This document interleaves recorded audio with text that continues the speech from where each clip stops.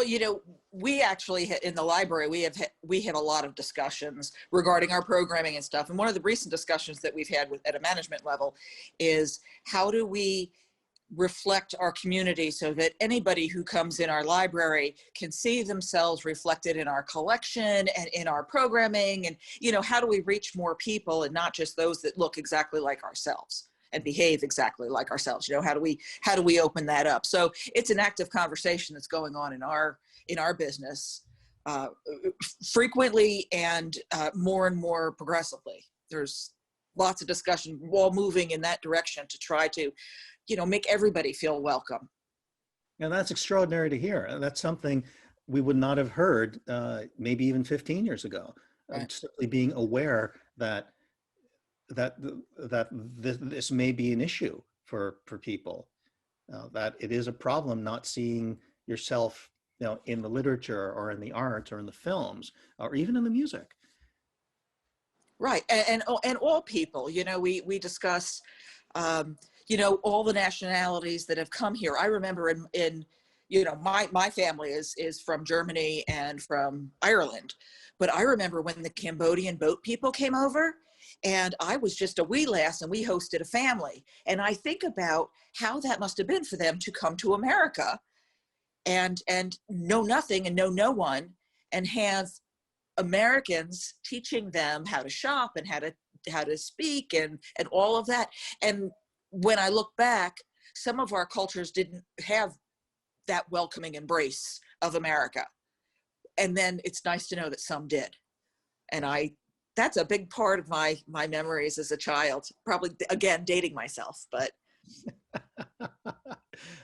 Yes, did you actually say Cambodian boat people? The Cambodian people, you don't remember that? I do, actually. Is that not PC? Can I not say that? I don't know. It was also chronicled in an entire series of Doonesbury cartoons, so maybe it's probably fine. Oh, okay. I hope so, because that was the sign of the times. That was how we were.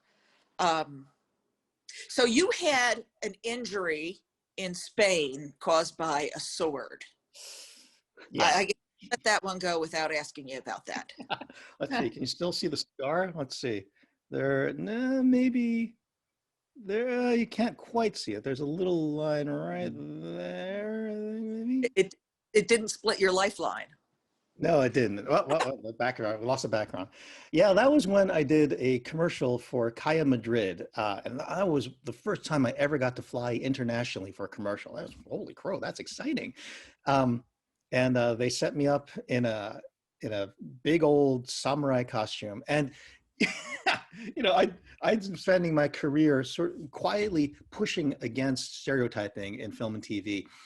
Once you get into a different country, you realize that their stereotypes of what you look like is bizarre. These folks, when they were doing the costuming for me, they were trying out all manner of kimonos and swords and headdresses and things. And every single one of them, to a purist who understands what a Japanese samurai is, was wrong. Everything, and literally everything was completely wrong that they got. They gave me the sword, and it was not a blunted sword. This was a real sword. It scared the dickens out of me. Instead of those elegant, thin, whippet-like blades that you get for Japanese stuff, they gave me something with dragon heads on the pommel. Seriously, the whole guard. Now you pick it up, and there's dragon heads spread out all over your hand, and this thing weighed like 6 to 10 pounds. Now, as I said, I'm not much of a martial artist. I'm not a martial artist at all, and I'm trying to draw this thing, and it's wait a minute, I got to use 2 hands to start with. It gets even worse. I'm pulling it out, and they say, "All right, whip it out of the scabbard," and I do this, and it's still in the scabbard. Because my arm's not long. The sword is too long. I can't handle this. This was made for like King Arthur, who was like 9.5 feet tall, weighing 70 pounds of plate armor. So finally I get this thing out, and they're asking, and I'm delicately trying to use the sword, and they keep asking, so can you do a bigger more, and I could do a bigger circles or something like that. And so for some reason they're Italian. I don't know why. So So all right, so I pulled out, they gave me a second sword. I have a short sword filled with dragons again. I have to pull them out crosswise. I'm staggering around like this. I said, all right, this one you want to do? Just do it. And as I'm working, again, I told you the sword's really way too long for me. I'm just high up as I can, and the very tip of it grazed against my palm. And like I said, this was not a safety sword. This was a real sword. So this 10-pound steel thing is ripping through my palm. Uh, Meanwhile, I'm also wearing actually the wrong kimonos, the wrong hair. I had a goatee pasted on me. I had a top knot they glued on my head. And to top it all off, this is in a field filled with cow manure. So, Very sanitary. so fortunately, they had an actual medic on the set, and I understood the few words he said, which was "no es profunda," so it's not a deep cut. So he just bandaged me up. We put some fake burlap on it so it wouldn't show, the bandage wouldn't show on the screen. And I very carefully whipped the swords around from that point on, keeping the tip far, far away. Kind of gives you a new perspective when you're watching commercials. You look at them a different way. Oh, yes. So, well, thank you. Will, did you have any other questions? I'm still caught on why they had a real sword for a commercial. They're Spanish. Yeah, the Spanish don't believe in safety protocols. Spanish people don't destroy me for that, please. It's just a joke. No, I'm getting this like Don Quixote vibe out of that whole story. I've noticed a lot of your parts, it seems, when you go through your listing, you play a lot of doctors. Like a lot of your roles end up being doctors. Do you like that, or does that just happen that way, that's what comes across your desk? Well, that's also part of what I look like. And my my first commercial agent taught me to look past my ethnicity and just think of, what do you look like you do? And it was pretty clear. I don't look like a homeboy. I don't look like I can ride a skateboard. Definitely don't look like I can, swing a sword. But Valerie, I think you can attest to this. I look like someone who works at IBM. Yep. Yeah. So, yep. And that is actually that was an interesting part of stereotyping that I learned when I came out here, that stereotypes can actually work for you if you don't fight against them quite as bitterly as is possible. My commercial agent taught me that I do look like a doctor. I look like an engineer. I look like a smart guy. I don't look like, unfortunately, I don't look like James Franco. He's a very, very handsome, very, occasionally extremely hot guy with great abs. I don't have any abs. And he gets so many roles. He's so versatile. He does so many different things. But in general, if you just see him on the street, you're not going to think, James Franco, he looks like a physician. He's played a physician, but they've had to shave him and they had to, grease his hair back, do all kinds of things to him. This is how I look normally. And normally, this is what, in general, it seems that commercials expect, and film and TV, they expect lawyers and engineers and doctors to look like this. So I accepted that completely, and also it's fun to play doctors because you get to actually talk medical stuff. One time I played a doctor on the show How I Met Your Mother. It was actually way, way back in the first season. It was before they even knew that they had a hit on their hands. I played the emergency room doctor for Allison Hannigan, who played Lily in the episode where her husband accidentally stabs her with a rapier. And you swords. Yeah, yep. And I looked, and again, I just look like it. I put on a lab coat, and I put on, a tie, and oh no, I didn't put on a tie. I put on scrubs for that audition, and I went in, and for the very first moment you walk into a room when you're auditioning, you're giving a vibe to the people who are in the room, to the decision makers. So and when I come into the room playing a doctor, I try to be calm to do that vibe. You know, I don't want to come in and say, "Hey, dudes, how you doing? It's great to be here. Thanks for bringing me in. Hey, it's a wonderful time to play a doctor." Okay, but yeah, you just walk in, you give the vibe, you give the lines, and you know, as a doctor, the last thing you want to do is raise someone's heartbeat. So I went in, gave a calm reading, got the job, and then on the set, the props people were wondering, well, she's going to be bandaged up, so what does the blood spot look like? Is it going to be, you know, a line? Is it going to be, you know, big? It'll be small.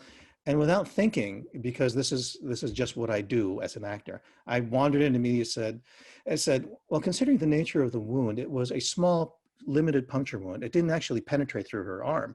So the bleeding is going to be very limited to a single spot. So it will be a dot, not a small dot, but it's going to be a medium-sized dot, perhaps half an inch in diameter. And Allison Hannigan looked at me. Yeah, and she said, are you really a doctor? And I finally broke and said, no, I did not go to UCLA Med. I'm just into this. Hi. Bring it. Now, you've also had roles in King of Queens and Hawaii Five-0 and Curb Your Enthusiasm. Oh, yeah. Yeah, the King of Queens was my first really big role.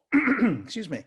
I think that was another example of Hollywood growing beyond the racial stereotypical expectations of Asian people. I played essentially a Japanese American version of Kevin James. So he shows up at my house with a shipment of beef jerky, which of course he loves. And we ended up hanging out in my living room, watching, you know, ESPN, eating beef jerky, drinking hot cocoa and eating cake. That was magnificent. Plus, he's a Mets fan, so he and I were able to, you know, to diss the team that we fall in love with as kids. Excellent. How was Hawaii Five-0? That was another incredible experience because they flew me to Hawaii. I got to fly to Hawaii for 3 days on their dime. I stayed in the hotel, which they had a big, some sort of production deal with. They do a lot of shooting in the Hilton complex of hotels in Hawaii. So that meant I got a $400 room with a great ocean view for 3 days. And it was really sweet. And then I got to go on the set, work for like 2 hours, meet the stars. I had them autograph a script for my wife's grandparents, they just turned 95 and they're huge Hawaii Five-0 fans. So that felt really good to do. In that episode, I got to play a lawyer for a cat. Another one. I'm seeing things here, some themes in your life. Now, you mentioned your wife. Does she ever go with you or accompany you on any of these jaunts? When she can, yes. I shot something down in Puerto Rico a couple of years ago, a show called Startup. Excuse me. Ooh, pardon me. And I got to stay there for almost an entire month shooting 4 to 5 episodes of this show. And she got to fly down for a weekend, a long weekend, because of the shooting schedule. You're never quite sure when you're going to be needed on set. And it was wonderful. The productions that I've been involved with, I've always been very, very generous with that. So if my wife wants to come with me, they don't insist that I pay for all of her food or that I pay for an additional cot in the hotel room, which would be kind of weird if you think about it, asking your wife to sleep on a cot in your hotel room. Well, that's awesome. I always think that there should be room for family on your adventures. And then rounding out your family, you have a rescue pup. Yes, we do. His name is Tanner. He's going to be turning 15 this year. Wait, let's see if I can switch the graphics behind me so everybody can see this wonderful little doggy. Tanner, there he is. Look at that. What a babe. Yeah. Tanner came with his own Hollywood type of story. We found him on the internet, actually, and we saw the description. The photographs were pretty bad. He had like bizarre, it was kind of like that, if you can imagine a dog doing that. He had a piece of straw sticking out of his mouth. But my wife fell in love with him immediately, and I wasn't convinced because I didn't know much about dogs at the time. Tanner, he's taught me an incredible amount about dogs. But he was 8 years old. He had been he'd been living in a farm, a horse farm, in Moore Park, California, which is big, open, deserty spaces. Apparently, his family had literally lost their farm, and he and his two brothers and sisters had been broken up and separated and thrown into separate kennels, separate shelters. Tanner had been adopted once before, but the people who had him insisted that he was an unkind, bad dog, that he growled at them, that he barked at the kids, and they gave him back. So he was living on extremely borrowed time. But when we went to meet him, the person who was fostering him and trained him brought him to this grassy area outside of an office park.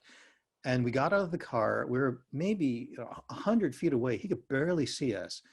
And the first thing we did, we turned and looked, and he was looking at us. He was watching us, and his tail was doing, doing this. Can you see it? Yeah, it's doing a big flag type of thing.